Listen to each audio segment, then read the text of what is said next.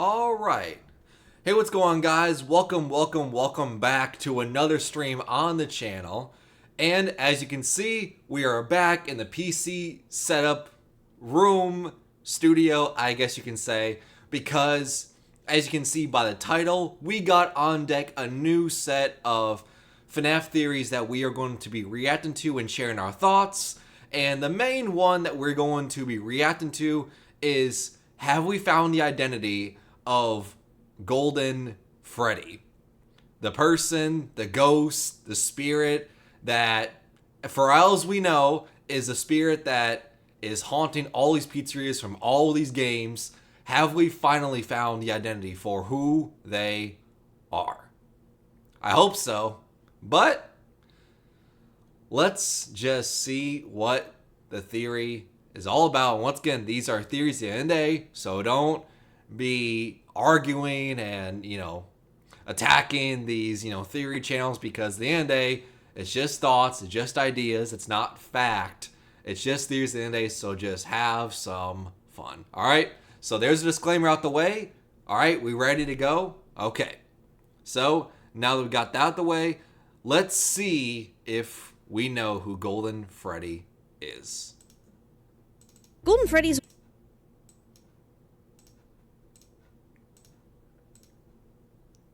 Okay.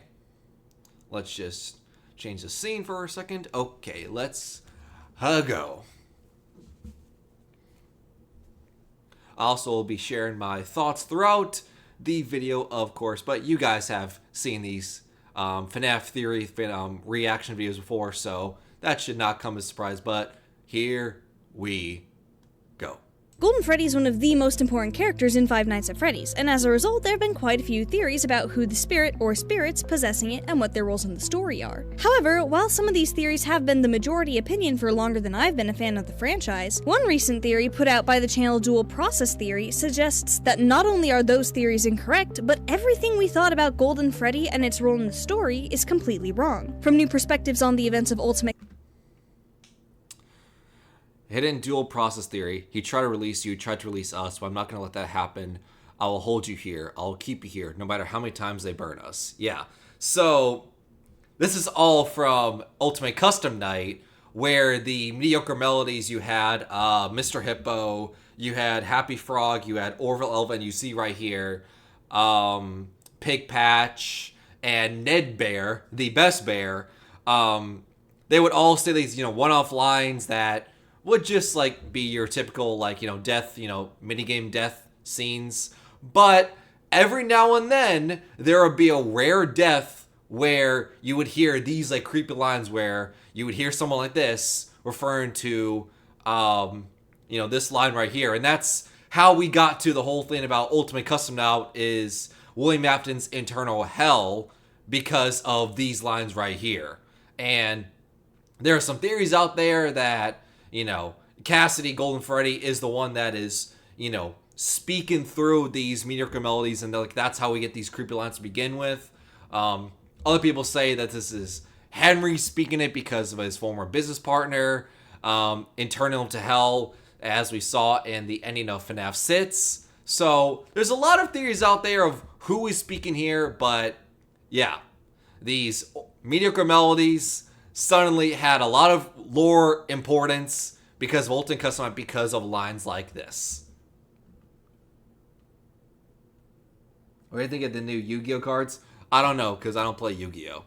Anyways. Custom Night in the Missing Children incident to reinterpreting the survival logbook, the co-hosts of the channel, Corey and Connie, bring an interesting new theory to the table. But does that theory hold up? Are they right to say it's time to rethink the lore? Who's really possessing Golden Freddy, and just what part do they actually play in the timeline? Well, stay tuned and consider subscribing, because I plan to not only answer these questions, but also address how this debate relates to the theorizing community as a whole. First, I want to clarify that I will not be going into this video with the mindset that the Fazbear Frights books are in the game continuity. Freddy. While the game Into the Pit has reignited debate on the topic, as it is a game based on the first story in the series, the book series itself contradicts the games in several pretty major ways, such as having the guard at FNAF 3's location be some random guy who dies and sets the place on fire after one night on the job rather than surviving all 6, having Funtime Freddy chilling in some dude's garage rather than being an Ennard, and the puppet gets dumped in a lake after Pizzeria Simulator. Meanwhile, we see its tearless mask present under the Pizzaplex in Security Breach. Scott Cawthon, the creator of the franchise, did say that some stories and frights are directly connected to the games, but directly connected does not mean directly canon.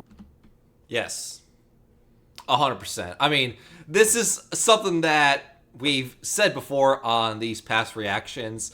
The whole thing of, are the books canon? Are the books accurate? Can you use the books in your theories? Are the books connected to the lore? If you see, something in the games, but the book presents in a different way, does that mean the, game has been lying to you? Is the book right? Is the books lying to you? Like, there's a lot of debate out there to this day of, are the books canon? And so much so, we pulled up a old Steam post from Scott Cawthon from years ago when, the original trilogy of books first came out, where he said, it's a reimagining of the Five Nights at Freddy's story.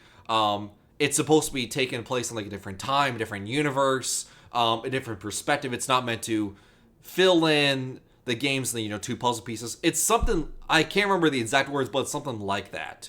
Now, how I feel about the books is, look, the books are important. The books have their own place when it comes to theories. I've always said that the books give you interesting ideas, interesting perspectives of, something that we may have seen from previous games, or maybe something completely new that we've never seen. It's not meant to be a one-to-one connection of, if we see in the books, that means 100% canon, and, the games have been lying to you. Like, I don't think that at all, right? The books may present something that is very interesting, make you think like, that's an interesting way of thinking about it, but that doesn't mean it's 100% canon, and we have to go through the book as the gospel from now on. Like, for instance, in the books, in the original trilogy of books, there is a, underneath one of the pizzeria, there is a waterfall with glowing mushrooms, and it all leads to a circus attraction, right? Come to find out, years later, that's now finally being paid off in Security Breach Ruin DLC, where Cassie goes under the Security Breach Pizzaplex, goes further down, below the Security Breach Pizzaplex, below the FNAF Sits location, and below that, she gets to a waterfall with glowing mushrooms. That's where she meets the Mimic. So after years and years, a detail from the books that is very oddly specific and has no payoff, has no relevance, and it's never brought up again, is finally brought into the games. So in my opinion, the books can have interesting ideas. Whether they show up in a game later on, that's when I think it's canon and when it's real. Like, another example is the books, let's see, trying to think of an example that I don't want to repeat myself over and over again because we've had these conversations before. But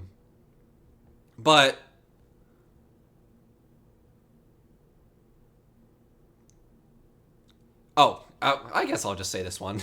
I was trying to think of another idea, not to repeat myself, since once again we've had this conversation before, but I guess I'll say it again.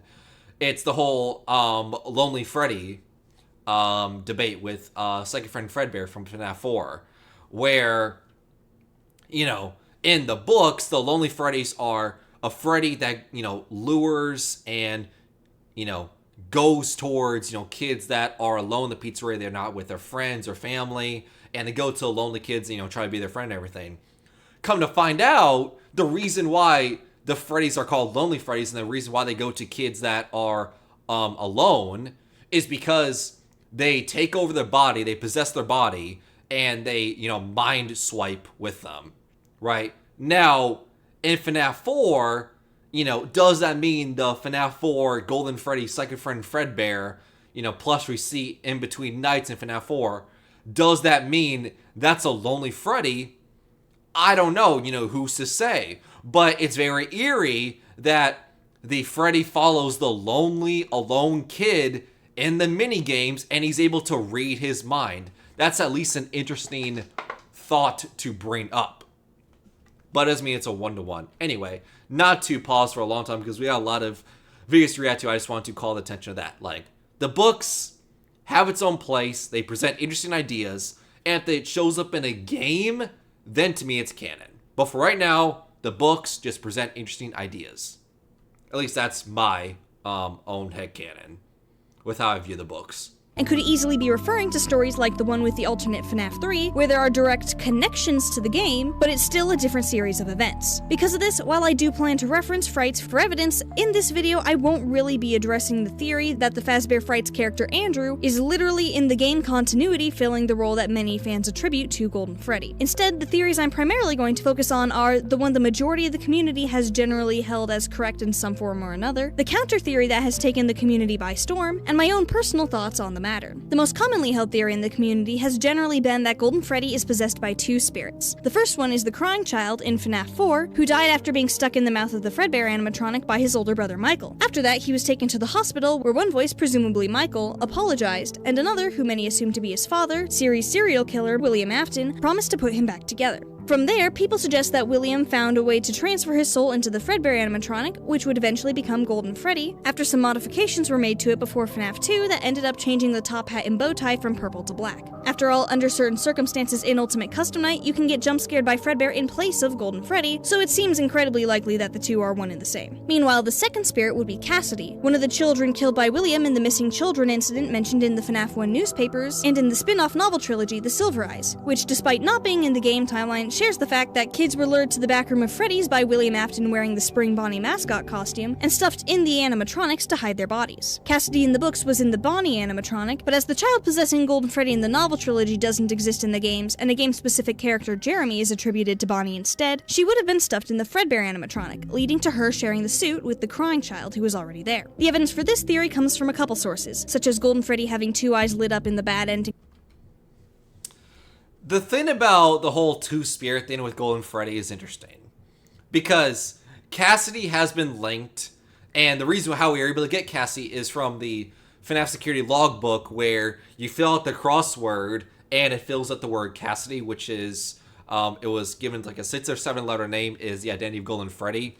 And it even more connects to the books. Once again, I know it's crazy that we keep connecting the books, but the books also describe a girl with black pigtails and I think wearing a yellow outfit or something like that, connecting to Cassidy, because that's the character's name in the books. And it's oh, that's Cassidy, that's Golden Freddy and everything. And when it comes to the FNAF 4 crying child being connected to Golden Freddy, like that's just something that has never been confirmed. I know of all the things. Of all the very, very small things in this series that have been confirmed, and everyone's around with their own headcanons, everything, that is something that we still, to this day, don't know. We don't know anything about what happened in FNAF 4. Is it all real? Is it an experimentation? Is it someone suffering through a coma after they get bit? Is a FNAF 4 crying child's identity named Evan? Like, there's still so much that we don't know about FNAF 4. To this day, it's the most complicated game to talk about from a theory perspective, because what do we know? It's literally the thing of like, we don't know what we don't know. Everyone's around with their own headcanon of what's real, what's not. I mean, for so long, we thought the bite that we saw in Night 5 of FNAF 4 was the bite of 87 because, well, that's the first time we've ever seen a bite on screen, so that must be the bite of 87 that we've heard about for years. Come to find out, it's the bite of 83 because of a TV from a previous night. You go to the TV and you turn it on and it says Fredbear and Friends and it says 1983. So it not being the bite of 87, but that just shows you how much we don't know about FNAF 4. And the thing about, I promise there's a connection to all this. The thing about the FNAF 4 Crime Child and Golden Freddy is they just have to be connected, because like it's a cruel game at this point if he's not connected, right? He has the second friend, Golden Freddy plush. That's very clearly reminiscent of, Golden Freddy, Fredbear, whatever you have. You know who I'm talking about. He gets shoved in the mouth by his older brother and his friends into the Golden Fredbear. He gets bit. Night 5 is you playing against Fredbear by himself. Like, for all we know, FNAF 4 Crown Child and the Golden Freddy, Fredbear, have always been linked to each other. And to never have it confirmed is frustrating. But it's one of those things that we've always filled in the gap of they have to be connected in some way, because if they're not, then that's just a cruel game. Then why have all these connections of the FNAF 4 Crown Child have all these connections as Golden Freddy if there is no payoff? Like, it has to be connected.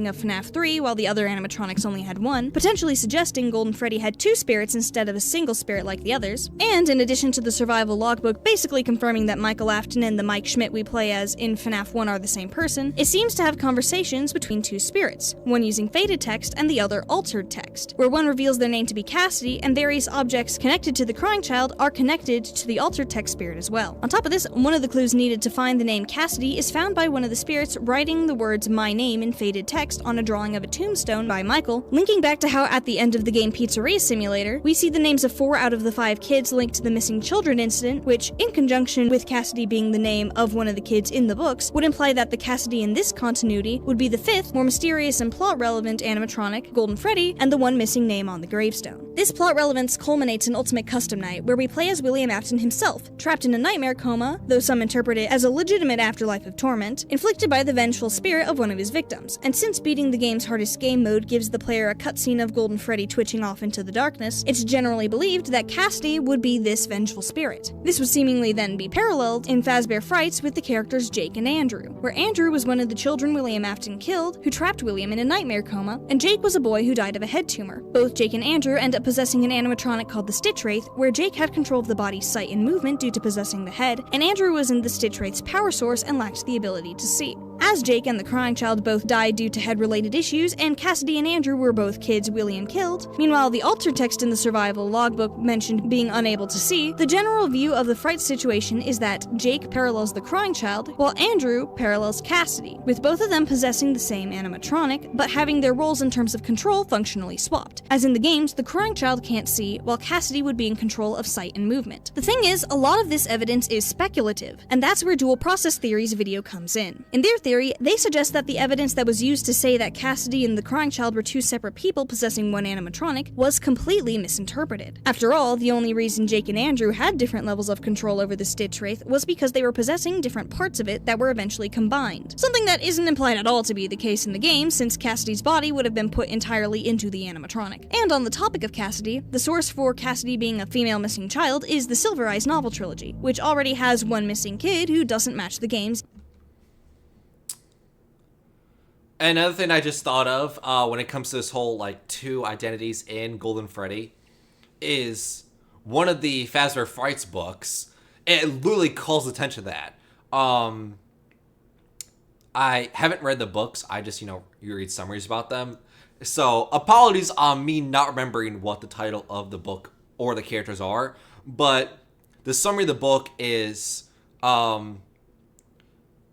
this kid gets lured by these two other kids into an old Fredbear pizzeria, and they see the Golden Freddy animatronic suit just, lay in the ground and everything.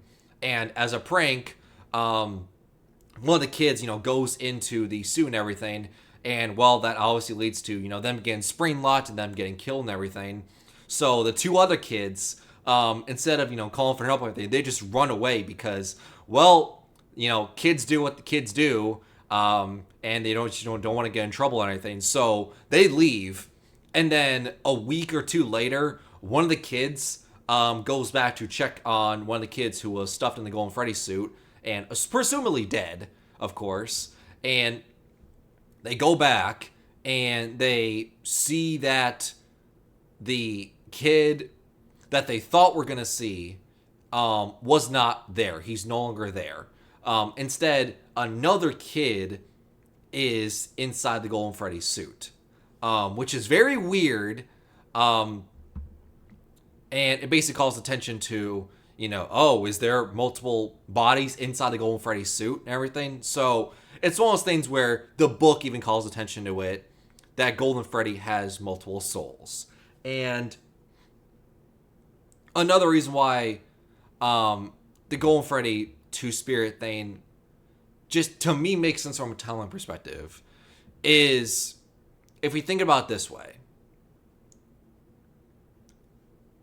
you have the FNAF 4 crying child go in to the Golden Freddy suit and get possessed by him. His soul gets laid to rest, whether in FNAF 6 or in Custom Night. One of the two. Cassidy is always the vengeful spirit.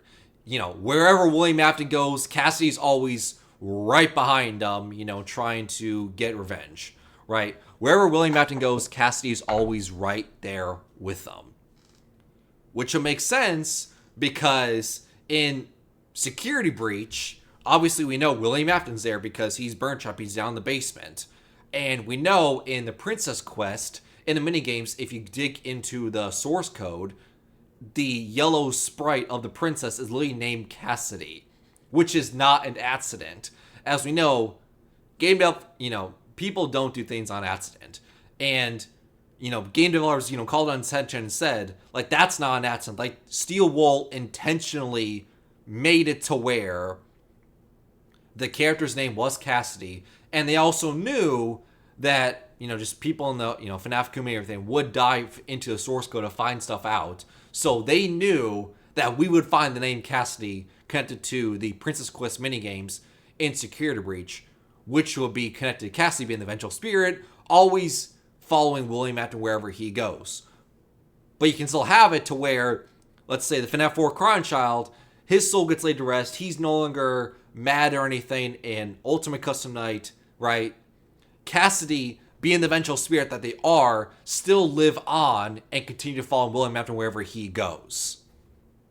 That can still happen. Michael Brooks. Scott has reused names for characters before, such as the several Jeremys in this franchise, and just as there is a Michael Afton in the games and not a Michael Brooks, there could then be a Cassidy Afton instead of the Cassidy we see in the novels. The name Cassidy is, after all, revealed in a word search where there is also altered text saying it's me. So why wouldn't the name Cassidy belong to the spirit speaking through the altered text? Additionally, in Help Wanted 2, we find action figures and memory dolls corresponding with each animatronic. But rather than 2 Golden Freddy dolls or action figures, we only have one of each, potentially indicating only one soul actually present in the Golden Freddy animatronic. While the second eye lit up in FNAF 3's bad ending, I don't know about that. Calling attention to, if there was 2 spirits, there would be 2 identities, 2 characters of Golden Freddy. I don't know about that. Because Golden Freddy has always been seen as one character, right? He's always been seen as one character. In FNAF 1, he shows up as Golden Freddy. FNAF 2, Golden Freddy. There is no mention of FNAF 3, Golden Freddy, unless you count this bad anyway. You see the 2 lights show up. FNAF 4, it's more of just Fredbear. That's just a name change. FNAF 5, if you go into the Ultimate Custom Night, the Custom Night version of Sister Location, there's a mode called Golden Freddy, but that is not really saying much. FNAF 6, there's not really a Golden Freddy reference, unless you count the drawing in the office as Fredbear. And, we saw Custom Night with, Golden Freddy showing up and everything. So, Golden Freddy has always been one character, right? Has always been shown as Golden Freddy, Fredbear. It's always been shown as one character in the games. So it would be weird for them to just all of a sudden go, oh, now there's 2 Golden Freddys in the same game. Right? That would be weird. would potentially work as evidence towards two spirits, dual process theory argues that this would be representing Charlie, a spirit who was also around for FNAF 3 and as of a few games later ended up inside the animatronic Lefty, a bear with a golden eye who captured the puppet animatronic she was possessing so her father Henry could release the spirits in the Pizzeria Simulator fire. Additionally, at the end of Pizzeria Simulator, the grave that's presumably Charlie's is behind all the others, similar to how Golden Freddy's head in FNAF 3's ending is behind the other four. Charlie could then also be the faded text in the logbook, where she tries to help the crying child remember who he is, possibly to help him move on, similar to the role she plays in FNAF 3. Alternatively, the channel hosts also suggest that this could be William Afton, as it seems possible that the reason William's suit looks different in Pizzeria Simulator compared to FNAF 3 is because he used parts of Golden Freddy to alter his suit after the FNAF 3 fire. I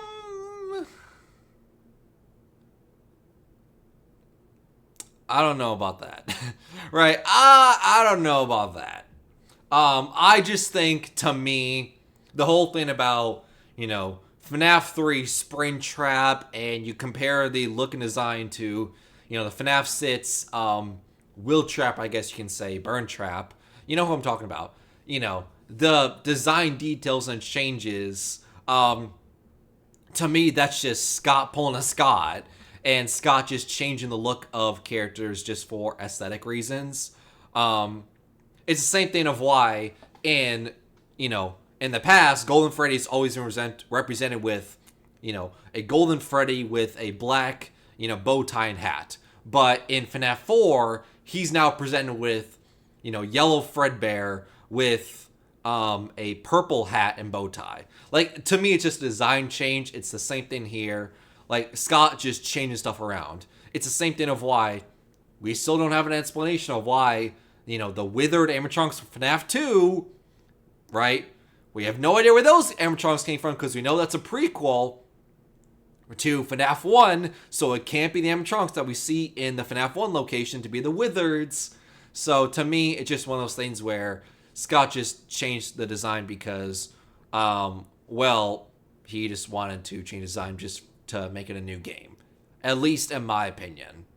Specifically, they propose that William Afton was able to upgrade his suit in this way because the springlock suit Michael Afton gets temporarily stuck in during Sister Location is actually the Golden Freddy suit, having been relocated to Sister Location, where William would know it would be, after the events of FNAF 1, evidenced by having similarly shaped eye sockets, and Scott Cawthon declining to specify the identity of this springlock suit during the interview he gave several years ago. Also, as a note for those who may not be familiar, a springlock suit is an animatronic where its mechanical parts are held to the sides of the suit by spring locks to fit a human performer inside. However, the spring locks are a bit unstable, and when they malfunction, all the animatronic parts return to their original locations, aka where the person's body was. Anyway, the theory that this suit is Golden Freddy is also their proof that not only was Cassidy the crying child, but that there was no fifth missing kid. Rather, the fifth kid linked to the disappearances was the crying child himself. They propose that, since the bodies were never reported to be found, they would have never been removed from the animatronics. Then, operating off the theory that the Sister Location springlock suit is Golden Freddy, Mike being able to get inside the suit would mean that there was no missing kid's body left in there in the first place. Because of this,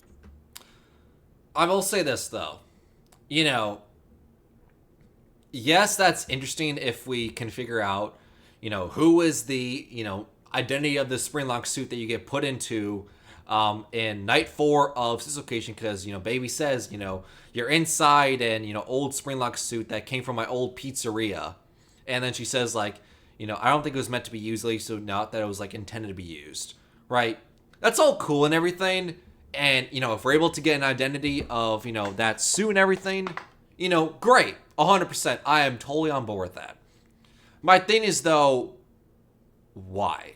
Like, no offense or anything, but it's one of those things where, like, we don't need to know the identity of it because that doesn't really help that much. Right, that doesn't really change anything about the FNAF lore if we know what the identity is. Same thing of, I always see it as the same thing as, in Custom Night, you have, let me think. Is it Mangle or Phantom Fozzie? I think it's Mangle. In Mangle, if you look at the character screen of the description of the character in Custom Night, it says both he and she in it. So it's one of those things where it's like, what is Mangle's gender? I mean, does it really matter what Mangle's gender is? It doesn't really change how we view the series, how it fits in the lore of what's Mangle's gender. It's the same thing with that, where it's like, it doesn't really change that much of us figuring out what suit we were put in Night 4 of Dislocation. It doesn't really change that much to me. No offense. They suggest that after the crying child got bitten by Fredbear, he didn't die in the hospital, but was taken home by William, who wanted to help him recover. He stayed at home in his coma until William ended up killing the other kids and finding out about Remnant, and then was put by William into the Fredbear suit and intentionally spring-locked to make him possess it. However, Fredbear didn't respond, and since there would have been spring-lock scars on the body, it would be clear that Cassidy hadn't died from his coma. As such, William hid the body in a box to explain the purpose of the unopened box we're shown at the end of FNAF 4. Around this same time, because a man in a costume was suspected to be behind the murders, and someone was convicted according to the newspaper articles we see in FNAF 1, dual process theory explains that William and his business partner Henry, who would be familiar with the spring-lock suits and how to use them, would have been questioned by the police. William would have then used his own child mysteriously vanishing from his bed as an alibi for just being another grieving parent, and Henry would have been arrested and convicted. Because of this, Is that what happened, though? Because from what I remember, children go missing. The suspect gets convicted, questioned by the police. But because no evidence was found, the kids were never found, the suspect was then let go. Isn't that what happens? So then why would Henry get arrested? I don't know about that. I gotta think about that one. And because how in Help Wanted 2, there are graves representing each animatronic that need to be lit in a certain order to unlock a secret, with the puppet being the last one, Henry's daughter Charlie would have then been killed after this point. Their timeline of events then have the events of FNAF 2, the opening and closing of Sister Location's predecessor location, then FNAF 1, with Golden Freddy being moved by William to Sister Location after that, followed by William's spring locking, and the events of Sister Location, then FNAF 3, Pizzeria Simulator, and Ultimate Custom Night. Ultimate Custom Night is where they suggest some more things need to be changed around from the usual interpretations of events. They suggest that, rather than Golden Freddy, the character actually tormenting William in that game would be his other son, Michael Afton. Their evidence for this is that, while the vengeful spirit is portrayed as a child and described as the one you, meaning William, shouldn't have killed, the fact that Mike was killed by the Funtime animatronics, who thought they were killing William after Mike was sent to Sister Location by his father, would qualify his death as being the result of William's actions, and give him a solid reason to be vengeful and stick around after dying. On top of this, the vengeful spirit forces William to essentially go through what Mike had to during the events of the games, functionally taking the role of a security guard fending off animatronics. The clip we see if the hardest game mode is beaten would then not be a sign that Golden Freddy was the one keeping him trapped. Instead, dual process theory states that this isn't actually Golden Freddy at all. It's whole and not withered, Fredbear before he was Golden Freddy, with Cassidy's body inside being spring-locked. But Michael Afton's not... It's weird. From what I know, Custom Night is one of the only games in the entire series.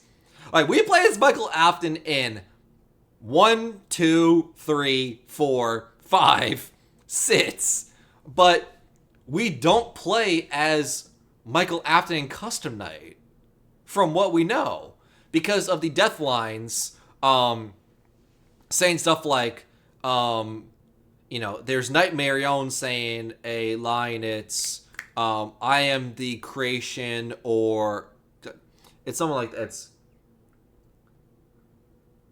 It's like, I'm the dark version of your creation. Hold on, let me see. Right. Hold up. Let me see. FNAF Custom Night death lines.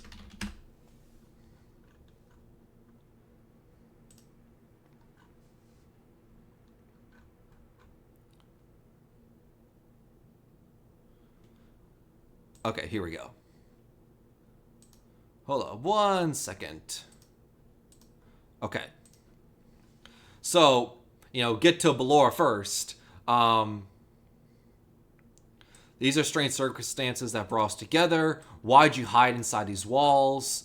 Admit it, you wanted to let me in, right? As we all theorize that Ballora is a stand-in for Mrs. Afton, William Afton's wife, and, saying like, admit it, you want to let me in is, Ballora, the wife of William Afton, basically luring herself in and everything.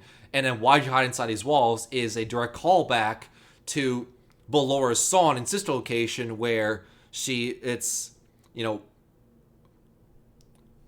locking yourself inside your walls when there's music in my halls.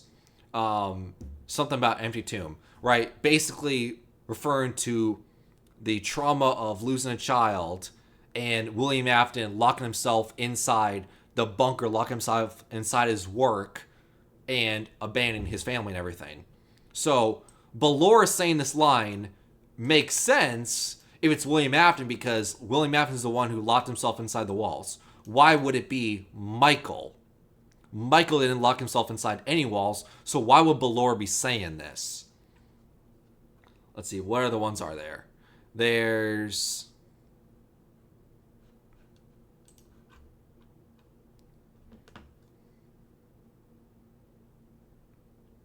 I'm a bare reminder of your misdeeds, right? Obviously, William Afton's misdeeds is, killing kids and everything. So why would why would Michael Afton be a burning reminder of your misdeeds? For the one that you should not have killed is not Michael.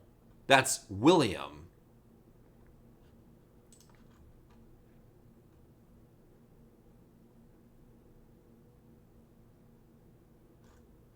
Let's see, what other ones are there?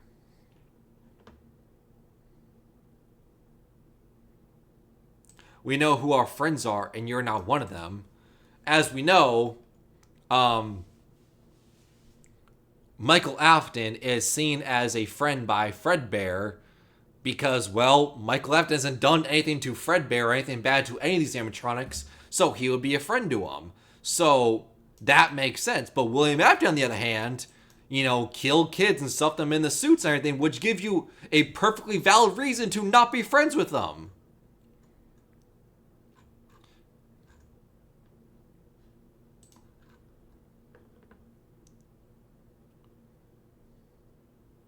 I'm the fearful reflection of what you have created, right? Obviously, Nightmare-ione, this is the line I was looking for.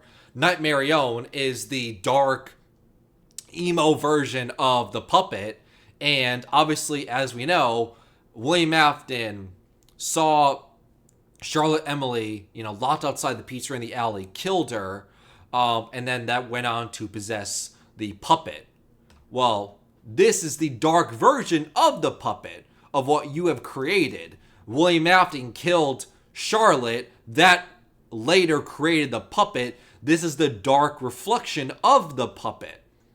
So all these lines refer to William, not Michael. So why would Michael be the one that we play as in Custom Night? Especially with what we all know about this being an eternal hell and everything. It just doesn't make sense.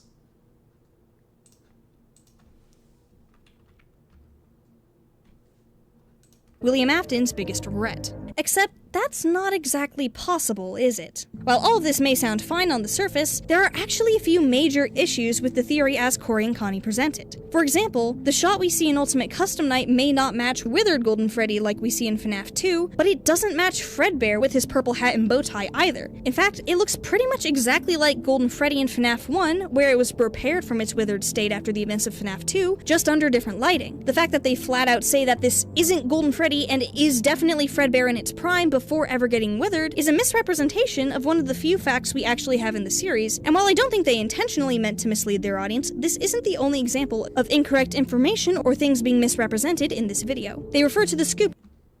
Golden Freddy has always been represented with a gold bear with a black bow tie and hat. Fredbear has always been represented with a Golden Freddy with a purple hat and bow tie. It's always been consistent. Golden Freddy, black accessories, Fredbear, purple accessories.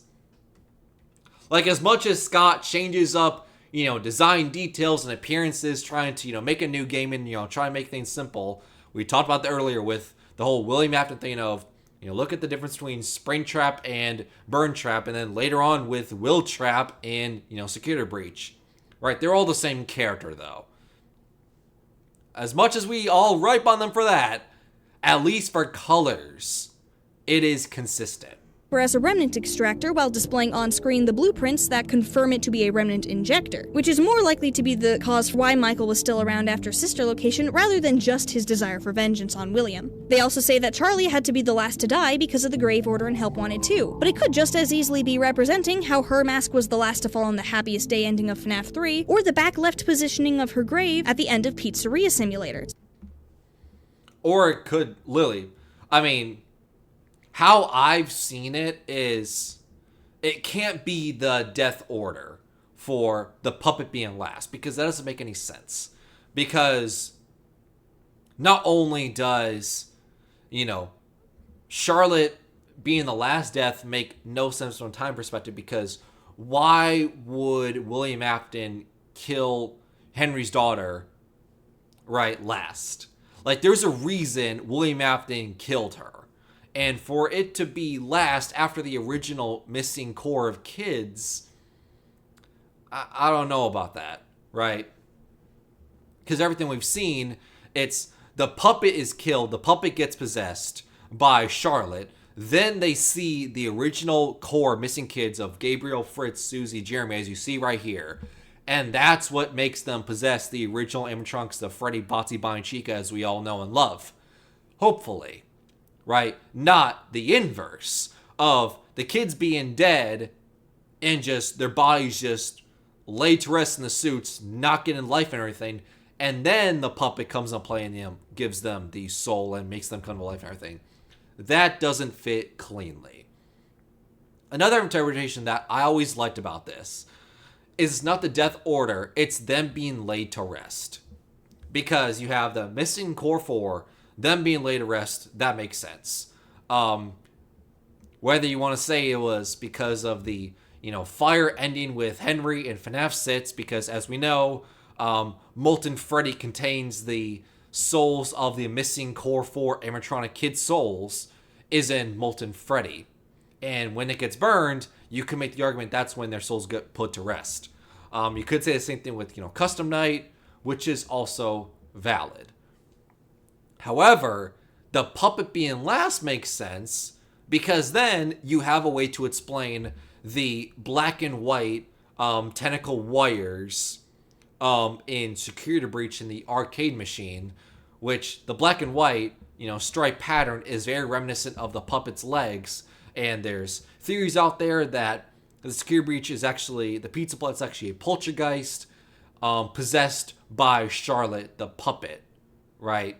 So them being last makes sense because all these souls got laid to rest. The puppet soul hasn't been laid to rest yet, hence why they are last in the minigame in Help Wanted 2.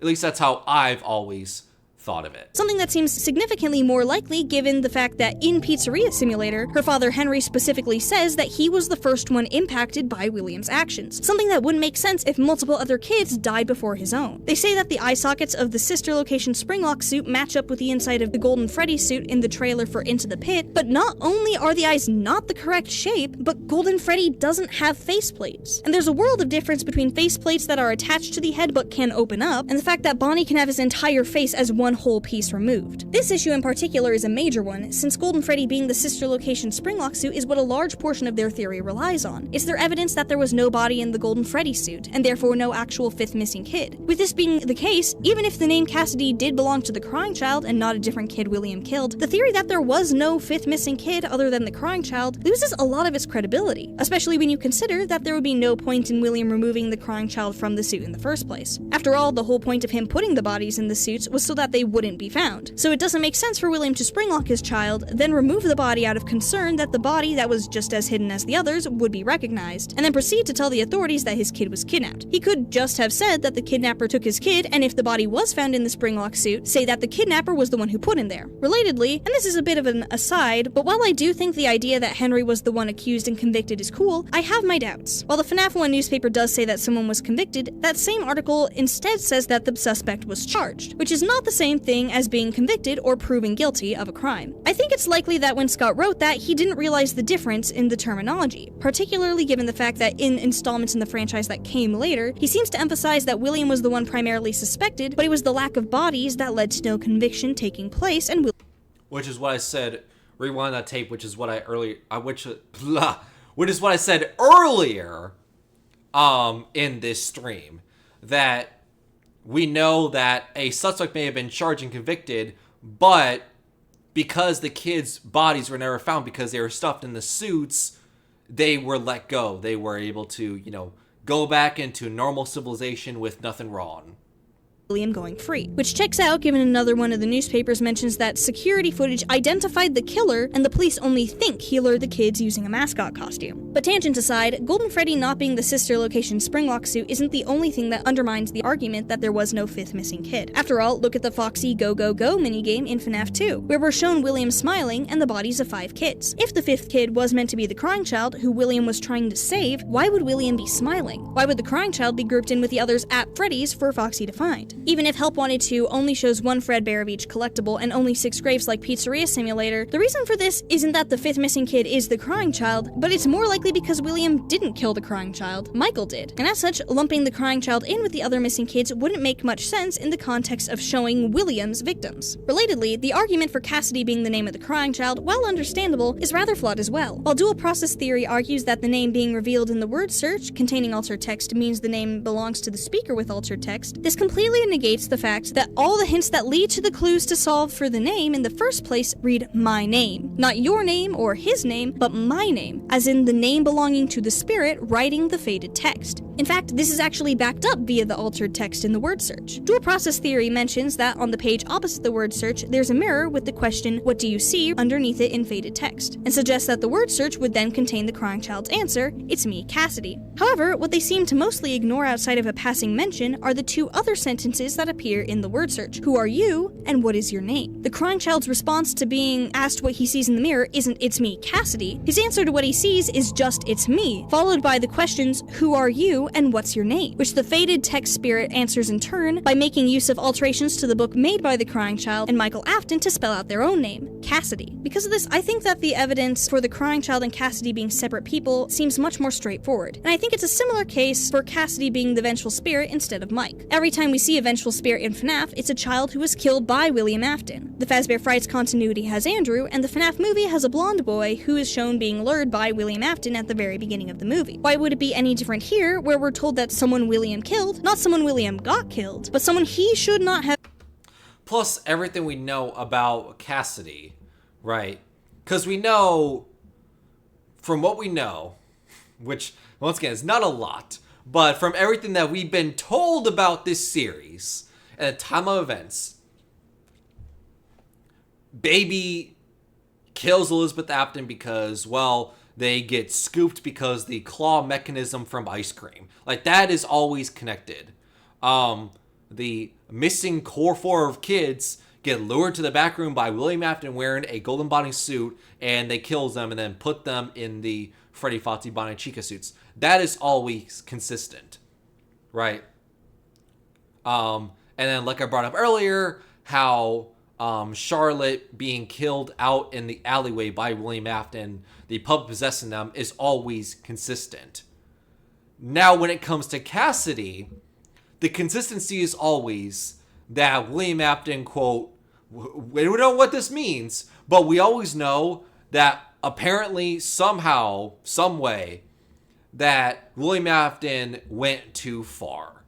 We know that he took the Cassie's death way too brutal, and he went overboard compared to the other killings, which is why Cassie became vengeful, because how dare you be way more brutal in my death than the others? That's one of the reasons for the vengeful spirit. So, William Afton has always killed Cassidy, and not only that, it's always been brutal more than the others. That's always been consistent. It's not the other way around of someone else killing Cassidy. It's always William Afton doing the killing. Because why would Cassidy be vengeful for William if William Afton's not the killer? Right? killed, but did, is the one who trapped him in Ultimate Custom Night. As much as I do see the evidence that dual process theory presented for Michael, I don't think it's substantial enough for the theory to work when put up against the counter evidence. They write off the vengeful spirit looking and sounding like a child as Mike just appearing at the age he started being traumatized, but my first question if this is the case is where did his British accent go? And my second is why would Scott tell the vengeful spirit's voice actor that the gender of the spirit should be unclear? Additionally, as far as we can tell, spirits manifest at the age they died, whether that be as a child, such as in the case of the missing kids, or as an adult, like William in Fazbear Frights, and this one kid's grandma in Tales from the Pizzaplex. I don't believe we've ever actually seen any instances of a spirit manifesting as a different age than they actually were when they died. Dual process theory also talks about how one line in Ultimate Custom Night proves that Henry isn't the vengeful spirit because the spirit refers to Henry in the third person, saying, "He tried to release you, he tried to release us." But they neglect to mention how that very quote ends with the spirit referring to a second person trying to release the spirits as well, when they say they'd keep William trapped no matter how many times they burn us. This indicates not just Henry as an outside party, but someone else who had also attempted to burn them. The only fire besides Pizzeria Simulator by this point in the franchise is the one we see in FNAF 3, where the guard sees hallucinatory phantoms of animatronics from FNAF 1 and 2 before eventually setting the building on fire on the last night. In order to have hallucinations of those animatronics, it would make sense for the player to have seen them before, and since we play as Mike in FNAF 1 and most likely on the last night of FNAF 2, not to mention it would make Which is why we always connect Michael Afton as a character we play as in FNAF 3, because as we know, the Phantom animatronics, in order for them to be phantoms, hallucinations that they're not real, you have to have seen them before in order to have a hallucination of them, right? As we know, Michael Afton would have gone to FNAF 2, he would have seen Balloon Boy, he would have seen Mangle, he would have seen FNAF 1, Chica, and FNAF 1 Freddy. He would have seen those before, so he's able to have an hallucination of those characters in FNAF 3, as opposed to someone who's never seen those characters before. You would not be able to have an hallucination of them.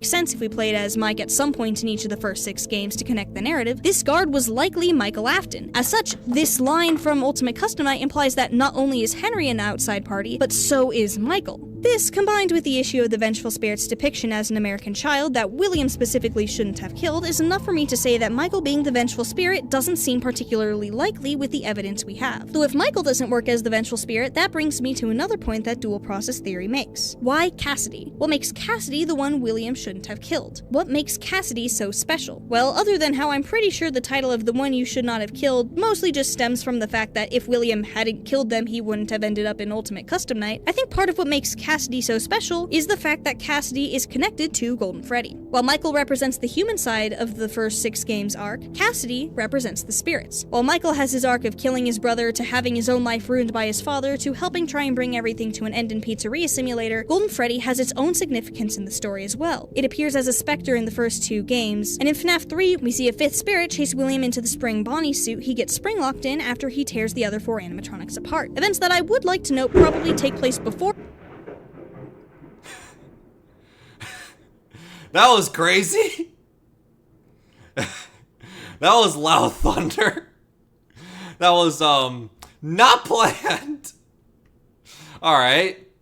What the shit, man? FNAF 1, as Phone Guy seems to have been alive for when Fazbear Entertainment found and sealed William in the room after the fact, but that is besides the point. Additionally, one of FNAF 3's potential endings centers around giving a Golden Freddy spirit their happiest day, allowing all the other spirits the ability to move on. FNAF 4 is all about the events centering on the Crying Child and Fredbear, and while Sister Location and Pizzeria Simulator don't highlight the presence of Golden Freddy, Ultimate Custom Night does. Not only do we see Golden Freddy if the max difficulty is beaten, showing the animatronic is significant to the events we see, but the representation of the vengeful spirit talking to the character Old Man Consequences is a bear. While dual process theory does mention that the sped up ambiance might be William calling out to Henry and Michael, potentially casting the Old Man and the bear as Henry and Mike, I honestly find it more likely that no matter who Old Man Consequences is or is not, if the audio is meant to be William calling out, it would more likely connect to how Mike and Henry were the ones who tag teamed setting William on fire again. Pizzeria Simulator was the culmination of Michael's arc. He tracked down his father just like he promised to in Sister Location, and his final living act was to take him down by trapping him. And we know, at least, how we've always interpreted Old Man Consequences thing of, leave the demon to his demons. There is nothing else. Rest your own soul. We've always interpreted that's Old Man Consequences talking to Cassidy because, hey man, chill out. Like, William Afton is in hell. Like, let him be punished and everything. Stop being so vengeful. Chill out and everything. Right? Leave the demon to his demons. Rest your own soul. But Cassidy, being so vengeful, will never give up and will always follow William Afton no matter where he goes. And doesn't listen to Old Man Consequences. Will always be vengeful. Him in the fiery death maze Henry created. Meanwhile, Ultimate Custom Night is the culmination of Golden Freddy's arc. After trying and failing to destroy William Afton by spring-locking him, the vengeful spirit wanted to make William suffer. So, using the connection between them that William created by using parts of Golden Freddy to modify his own suit, Cassidy set up Ultimate Custom Night, making William face the terror of his own creations. But even if Cassidy is the vengeful spirit and not the crying child, are these two characters really sharing Golden Freddy? Dual process theory wasn't wrong that most of the evidence for it is speculation. The head in FNAF 3 may have both eyes lit, but it also seems to only have one light source, and is from a game intended to be the series' conclusion before the crying child even existed. So I don't think that necessarily proves anything either way. There's the Jake and Andrew parallel, but even if the characters themselves do parallel the attributes of the crying child and Cassidy in some ways, the point remains that their situation is the way it is because they were initially possessing two different objects and ended up with their differences in sight and ability due to ending up in different places in the assembled endoskeleton. It's one of those things that's always weird about the lore. There's many, many complicated things about the lore, shocking. But FNAF has had multiple endings. FNAF 3 was an ending. FNAF 4 was supposed to be the ending for the original story. That was supposed to be the ending. FNAF 6, with everything being burned down, everything in Henry's speech, that was supposed to be an ending. Ultimate Custom Night with William Afton being, banished to hell, or HE double hockey stick. That was supposed to be an ending. And then you had like the reboot with, VR Help Wanted, introducing Glitch Trap and the culture of Glitch Trap, and then we get introduced to Vanessa, right? But FNAF has had multiple endings. And it's one of those things where you have to realize that those are endings for the time.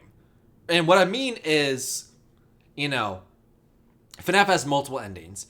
And there's just no way that Scott, when he was making FNAF 2, FNAF 3, FNAF 4, those endings of games, there is no way he knew a near decade later, because now we're coming to the 10th anniversary, a decade later, that he would be introducing time-traveling ball pits, cult glitch trap viruses, Phasgoo, mimics, and soul energy. Like, there's no reason he would be able to predict all that stuff happening within a decade time, and games still to this day would be still getting made of this series.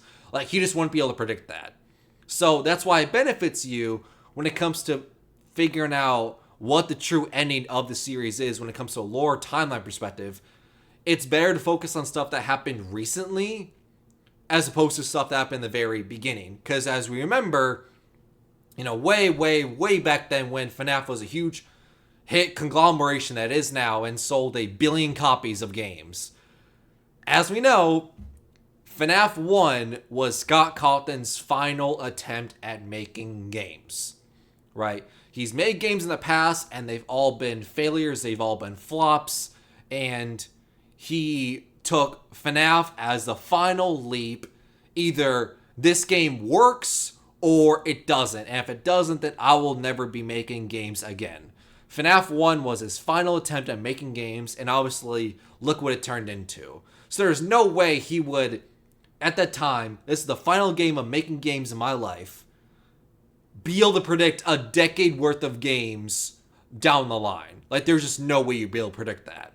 Is that really meant to be a parallel, or is it just coincidence? Not only that, but would it even be possible for the crying child to possess Golden Freddy at all? If William did eventually kill another child and put their body in the suit, would he have known how or been able to put his son's soul in the animatronic? Well, I'd argue that he didn't, but There's the thunder again. think someone else was able to instead. The line "I will put you back together" in FNAF 4 that is shown just before the crying child phase and the infamously unsolved box appears on screen is written in yellow font, just like the other lines attributed to William in the game. Or they would be, if not for the fact that the text color of these lines is a lighter shade of yellow. While this color is shared with another character in the game, this doesn't necessarily indicate anything, as there are also 2 characters who share a certain shade of green. Additionally, I also don't think this change in color was a mistake or arbitrary, as I think it would be rather weird for William to refer to himself as his son's friend like the light yellow text does. Rather, I would like to point out that this lighter yellow connects better with what we see in FNAF World, where after receiving clues from a glitchy Fredbear to set up the pieces of FNAF 3's Happiest Day ending, light yellow text appears at the end of the game saying some lines that connect pretty much directly to the ones said in FNAF 4, except instead of "I will put you back together," they say the pieces are in place for you, all you have to do is find them. Rest. Not only does this in a way connect, and we know that those pieces are connected to the FNAF 3 minigames, because in FNAF World, you shove like 3 cupcakes into a box. You do the 395248 dial pad on the cinder blocks.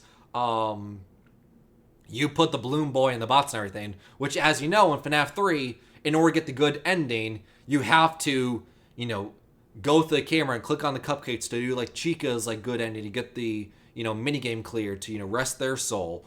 You have to, click on Balloon Boy to get through his like minigame to rest his soul. You have to do 395248 in the cinder block to rest someone else's soul. So that's how you get the good ending. So it's connecting FNAF World. This is how you get the minigames that we play as in order to get the good ending in FNAF 3. Makes sense? Cool.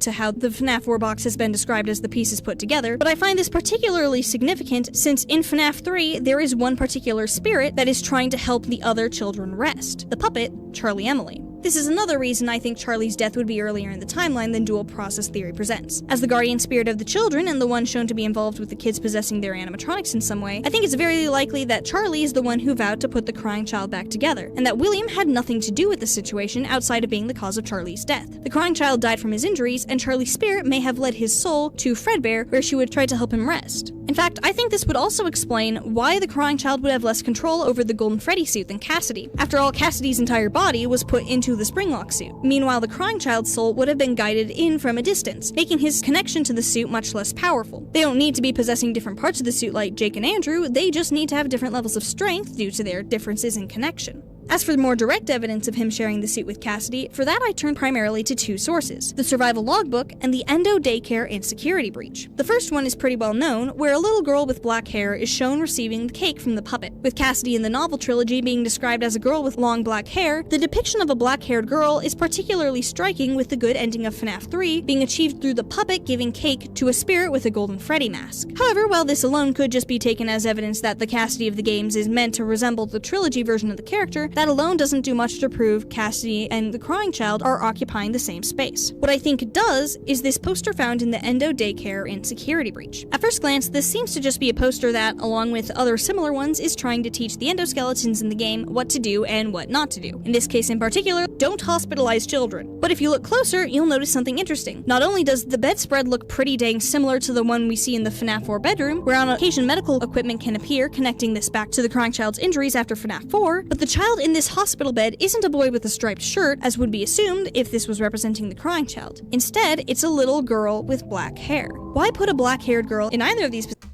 Is that black? Is that, I mean,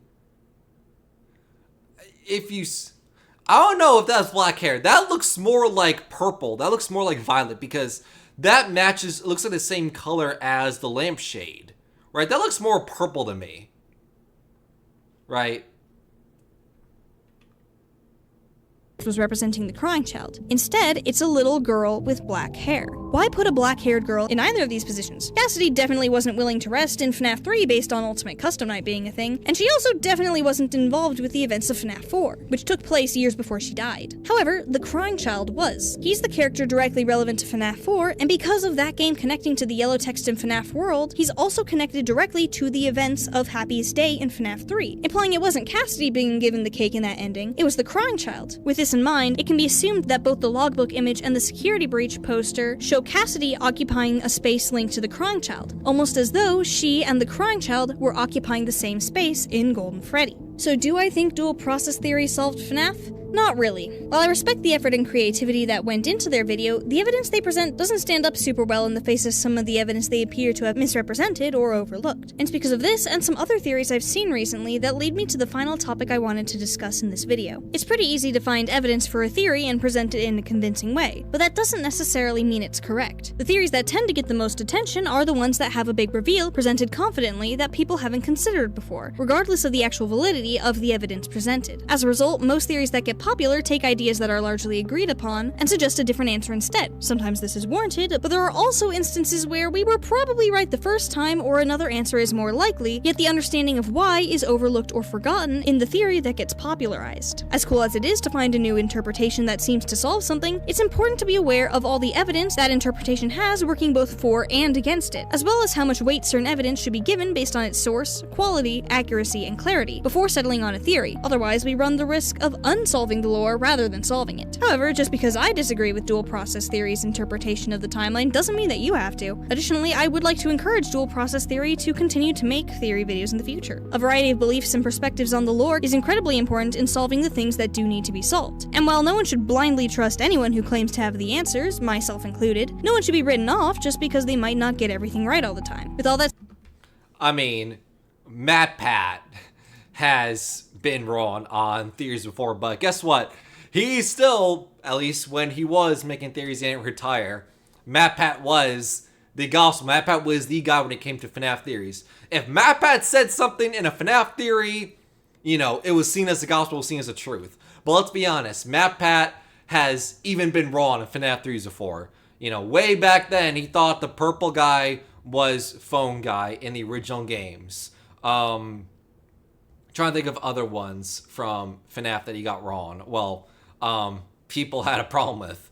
So yeah, you had Purple Guy being Phone Guy. You had... Trying to think of other examples. Golden Freddy. Funny enough, the theme of this video. He made the claim that Golden Freddy is not real. Because connecting to the whole, indie game developer paid off by Fazbear Entertainment, and ever since, in all these recent games, we've never seen Golden Freddy. So does Golden Freddy exist, or is he just a game character that we see in these games? Same thing of the indie game developer being Scott Cawthon because of a roller coaster tycoon ride you see at the beginning of Help Wanted 1 in the VR game, but the indie game developer is not Scott. Scott just used that as a stand-in because, well, it was convenient for him.